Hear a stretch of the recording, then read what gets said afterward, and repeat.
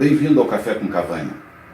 Estamos hoje com o Arthur Watt, subprocurador-geral de Exploração e Produção da ANP, sócia fundadora do Mota Itabaiana, Júlia Mota, e o superintendente do Conselho Nacional de Instituições de Mediação e Arbitragem, CONIMA, Tomás Souber. Bom dia aos três. Bom dia. Bom dia. Vou começar com o Arthur fazendo uma pergunta sobre... recentemente a ANP informou que fez a inclusão de cláusula de mediação nos contratos de concessão da 15ª de licitações de concessão e a 4ª de partilha de produção. Isso é para tratar controvérsias entre a ANP e os regulados, os operadores, e não entre os operadores, entre a ANP e as operadoras, é isso? Exatamente. No nosso contrato de concessão, a gente está regulando a relação entre os concessionários, ou seja, os investidores na área de petróleo e gás, e a ANP, em relação às obrigações que elas têm com o contrato de concessão. Então, essa previsão diz respeito justamente a possíveis conflitos que tem entre esses operadores, concessionários e a ANP. Perfeito. Alguém quer comentar alguma coisa? Então, vou passar para a Júlia para dinamizar, né, o nosso papo. Quais as diferenças entre negociação direta, mediação, arbitragem e justiça? Uma questão da escala de soluções, riscos, custos. Bom, na era da pós-modernidade, hoje o profissional contemporâneo ele tem que visualizar uma situação e fazer um diagnóstico da situação. Qual é a solução mais adequada para aquele conflito? Partindo do pressuposto que o conflito é um fenômeno complexo. Então, se você analisar ele com todas a complexidade, você vai encaminhar para uma solução melhor, mais adequada.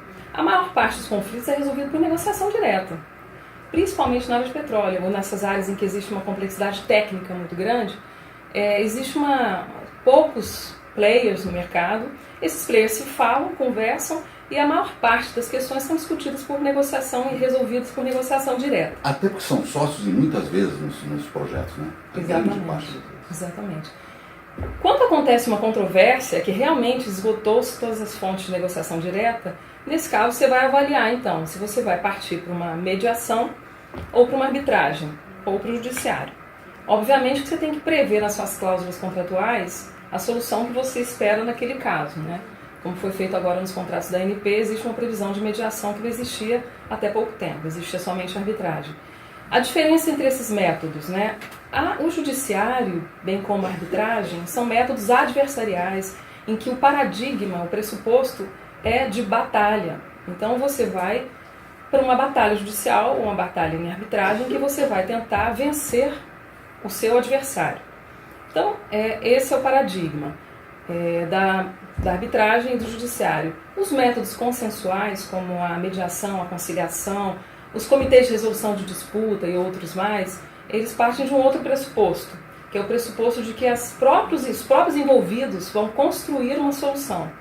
Então, tira um pouco aquela responsabilidade que é transferida para o Estado ou para o árbitro, de que ele tome a decisão, e as próprias partes vão construir uma decisão através, né, da mediação. Colaborativo mais do que competitivo. Exatamente, então. É um processo colaborativo que dá margem a maior criatividade, a maior possibilidades de resolução, de várias incompletas, se você Tomás também pode me ajudar, mas que você cria um ambiente informal em que você pode propiciar soluções adequadas, inclusive que um conflito nem sempre é só um conflito. Dentro de uma mesma controvérsia, podem existir diversos conflitos. E aí você vai juntar e trabalhar esses conflitos. A diferença em termos de tempo, custo e risco. A mediação pode ser de 10 a 50 vezes mais barata do que uma arbitragem. E ela pode ser também muito mais rápida. Então, uma mediação, por exemplo, dependendo do caso, da complexidade do caso, você pode resolver em 2, 3 meses, 4, 5, 6 meses. Uma arbitragem, geralmente, você vai demorar aí de 6 a 2 anos. E o judiciário, você passa aí para 10 anos, né? Então, hoje a gente pode considerar que no Brasil, a gente não tem acesso à justiça, uma vez que o judiciário, pelo prazo de 10 anos, né, de 5 a 10 anos em que se resolve, você acaba concluindo de que não existe um efetivo acesso à justiça. Não sei se eu estou me alongando muito, mas... Eu acrescentaria, Cavanha, que a não ser a arbitragem e o judiciário, que são excludentes, os outros não são excludentes. Enquanto você está na arbitragem, enquanto você está na justiça, você pode mediar ou negociar. Pode tirar um processo da justiça imediato. Você pode parar o processo na justiça, suspender o processo enquanto você media, e você pode até mediar deixando o processo correr na justiça, porque se você não acha que vai acontecer algum movimento em breve, também é comum, enquanto o processo está correndo, em paralelo você faz a mediação. Então vamos fazer o gancho de como é no mundo isso. No mundo a mediação já está extremamente desenvolvida, especialmente Estados Unidos, Europa, Argentina, Austrália. Dos conflitos, que percentual você tem alguma estatística? O que se diz nos Estados Unidos hoje em dia, só 1 a 2% dos conflitos realmente chegam para o juiz decidir. O resto é tudo resolvido antes por negociadores profissionais, por mediadores, né, e muitas vezes por arbitragem quando está previsto. E a mediação está crescendo muito, até que a American Arbitration Association tem um departamento de mediação, né, estimulando. Então ambos estão crescendo e complementarmente.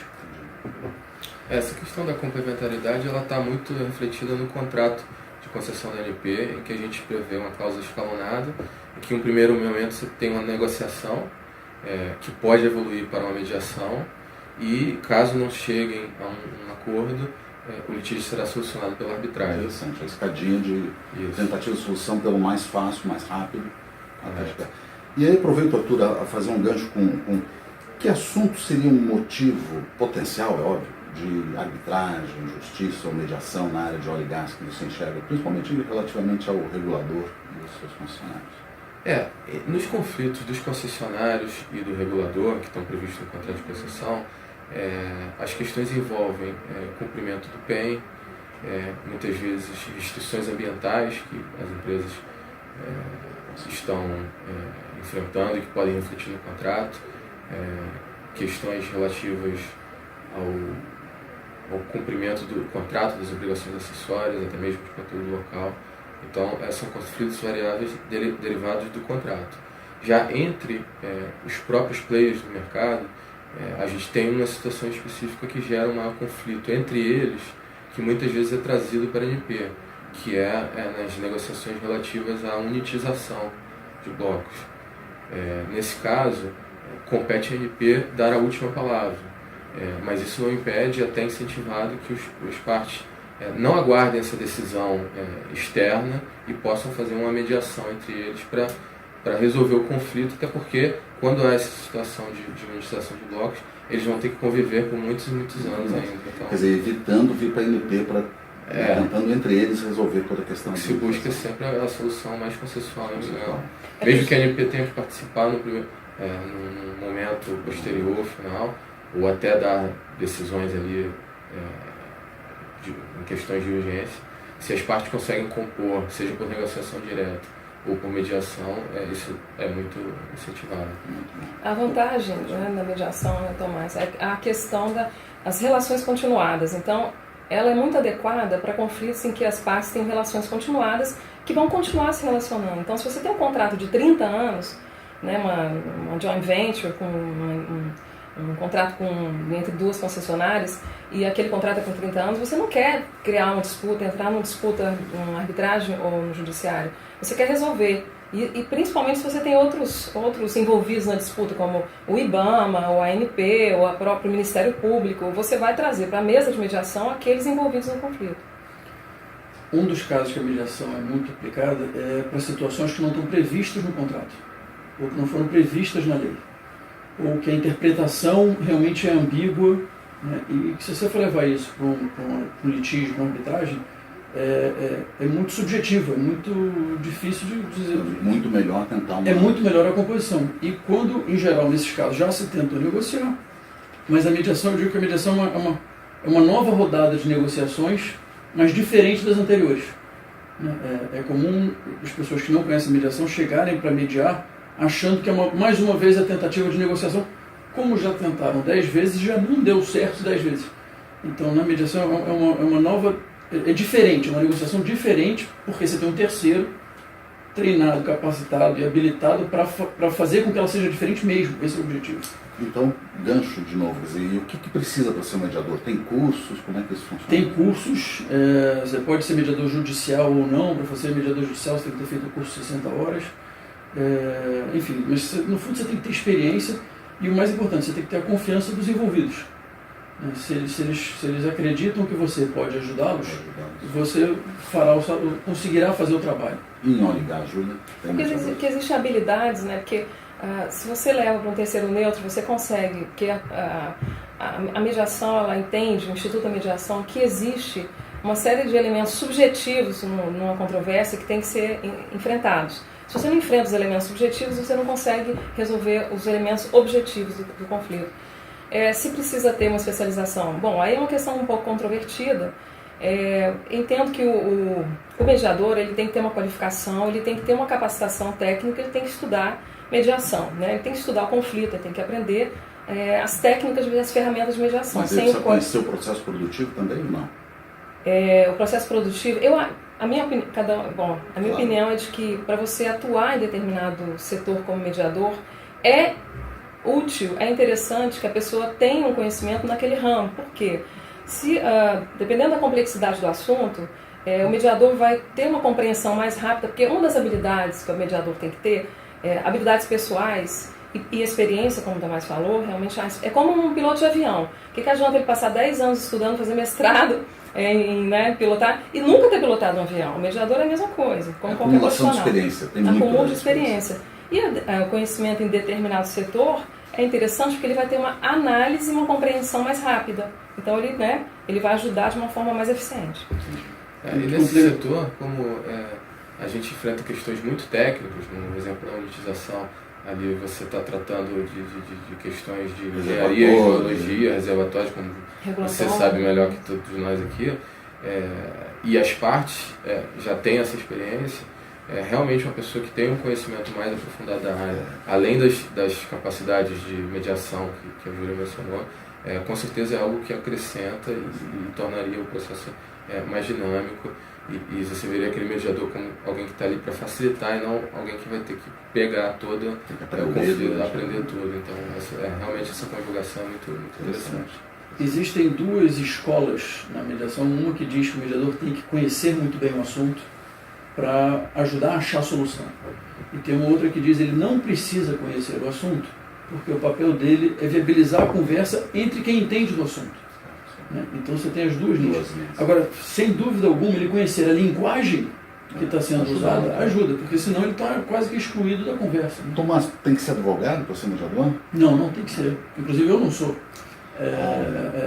Acho que eu sou engenheiro. Uma grande diferença da mediação para os outros métodos é porque na mediação a gente vai focar a discussão na discussão da solução e não na discussão do direito, da culpa, do que está escrito no contrato, na lei. É o foco no futuro e como resolver a questão. É uma visão que você sai daquela visão binária, né, do culpado e inocente, algoz e vítima, e você passa para uma visão mais colaborativa de que todos que participam do conflito de alguma forma se envolveram e precisam se responsabilizar também na resolução. E a solução libera para os novos projetos, para as novas coisas. Exatamente. Arthur, e o governo federal e também os estaduais, não sei que informação aí obviamente você tem disponível, como é que está nessa questão de mediação, arbitragem, como isso está? Está avançado? Olha, na questão da mediação especificamente, o governo federal está muito avançado porque já existe um projeto de vários anos que é a Câmara de Conciliação e Arbitragem Federal, que é a CECAF, que vem realizando especificamente mediação entre órgãos públicos, seja entre órgãos públicos federais ou entre um órgão federal e um órgão estadual, municipal ou até particulares. Sempre entre o governo? Sempre. Não com terceiros? Pode envolver terceiros, mas pelo menos um órgão estatal, porque senão seria uma prestação de serviço externo. Mas pode envolver, por exemplo, interesses da sociedade ou de associações em face do governo. Então existem muitos conflitos que a Câmara de Conciliação e Arbitragem da SBU tem feito um papel bastante importante, desenvolvido na resolução desses conflitos. Já quanto à arbitragem, com a mudança da lei de arbitragem de 2015, todo o governo federal tem buscado se desenvolver no campo da arbitragem. Mas nesse campo a gente pode dizer que a ANP está bastante avançada, porque a nossa legislação de 1997 já previa a realização de arbitragem e os contratos todos desde o ano de 2000 trazem essa previsão. Então já houve tempo de, lógico, a maioria dos contratos eles se executam normalmente sem qualquer conflito, mas já teve mais tempo para alguns contratos desses surgirem alguns conflitos que têm sido resolvidos na arbitragem. Então, nesse ponto, acho que a ANP e a nossa Procuradoria ela tem um papel pioneiro bastante avançado na questão da arbitragem. Na área de petróleo, acho que é interessante observar que o novo regulamento da Petrobras, ele inclui mediação. Então, entre ela e os fornecedores. Entre ela e os fornecedores. Ou ela e operadores. O regulamento entre a... Regulamento de contratação de bens e serviços. O regulamento de contratação de bens e serviços, ela incluiu a arbitragem, já existia, a Petrobras já usa arbitragem há muitos anos, mas incluiu também a mediação. Então há uma expectativa aí do mercado de que a Petrobras possa incluir. Mas o Brasil todo, pelo jeito, está se movimentando para tentar absorver essa questão de mediação. O Brasil está se movimentando. São Paulo está um pouco à frente, né, no que tange a Comitê de Resolução de Disputa, que é uma outra forma de resolução consensual de conflito, que o município de São Paulo já obrigou a que exista uma cláusula, existe um comitê nos seus contratos, né, do município de São Paulo, e existe uma lei também que está em votação no Congresso, que também prevê a inclusão desses comitês, que são os dispute boards, os comitês de resolução de disputa, nos contratos administrativos, então que está no Congresso. Como se contrata um mediador? Pega o telefone e liga para quem? Primeiro você vai procurar no Google, né? Mas tem várias câmeras pelo Brasil todo. O site do CONIMA lista todas as câmeras associadas ao CONIMA. Você pode contratar mediadores da DOC, não precisa estar vinculado a uma câmera, ele pode ser contratado por fora. Mediador é cláusula de sucesso? Pode ser. Tem várias maneiras de contratar. Existe uma flexibilidade com relação à remuneração do mediador. Geralmente é cobrado por hora, né, que vai aí de R$500 a R$1.000 a hora do mediador. Mas também pode ser combinado o êxito. Não é um princípio que seja combinado por êxito, porque o objetivo da mediação não é exatamente o acordo. É que haja uma reaproximação e restabelecimento do diálogo entre os envolvidos, que pode até que não ocorra um acordo imediatamente, mas que no futuro ocorra.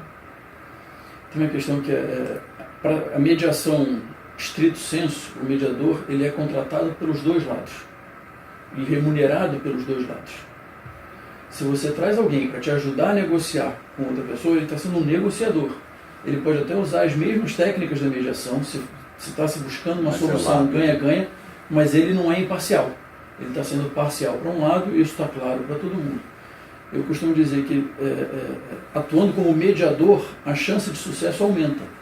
Porque se você tem a confiança dos dois lados, você tem mais chance de identificar assimetrias de informação, de identificar os interesses que estão por trás, isso facilita.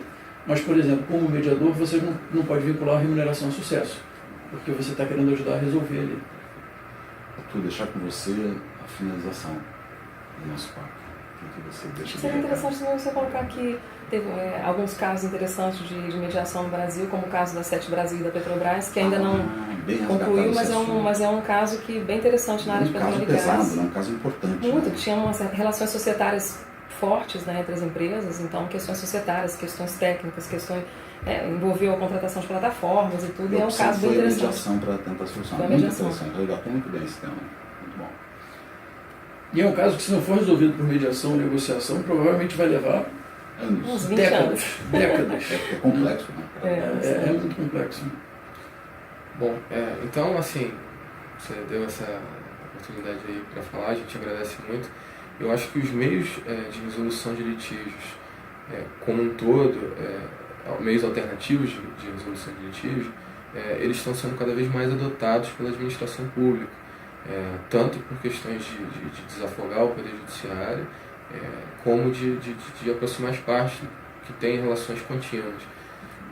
Então, a gente tem no setor de petróleo e gás a arbitragem como algo muito forte, até para atração do investimento estrangeiro ou nacional, mas principalmente o investimento estrangeiro. É muito comum que os grandes players internacionais coloquem não como condição, mas algo que vai facilitar muito o investimento em um determinado país, se ele tem essa cláusula de arbitragem, que é a solução alternativa, mas ela é heterônima, é o terceiro que diz, então ele vê quase como que uma garantia de que que o investidor não vai estar sujeito ao poder judiciário daquele país no qual ele está investindo. Então isso é muito importante para dar segurança jurídica. Mas em paralelo, como você tem isso como também, apesar de alternativa uma solução heterônima, os meios de composição autônoma, de negociação e mediação também, a gente vem ganhando cada vez mais força. Muito legal. Queria agradecer a Arthur, muito obrigado, Júlia, Mota e Tomás pelo tempo de conversa. Todos os podcasts podem ser vistos no cavanha.café. Muito obrigado.